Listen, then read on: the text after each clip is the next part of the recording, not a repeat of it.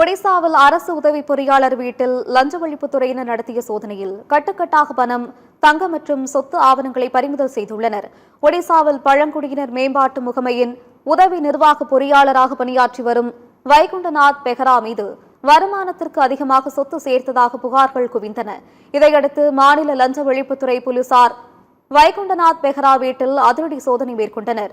புவனேஸ்வர், பாலச்சோர், ஜாஜ்பூர், பாலிகுடா உட்பட பல்வேறு இடங்களில் வைகுண்டநாத் பெஹராவுக்கு சொந்தமான இடங்களில் சோதனை நடத்தப்பட்டது. இந்த சோதனையில் வைகுண்டநாத் பெஹராவின் வீடு மற்றும் வங்கி லாக்கர்களில் இருந்து மட்டும் 2.4 கோடி ரூபாய் ரொக்கம் பறிமுதல் செய்யப்பட்டது. 341 கிராம் தங்க நகைகள் மற்றும் 45 லட்சம் ரூபாய் வங்கி வைப்புத் தொகையை பறிமுதல் செய்யப்பட்டன.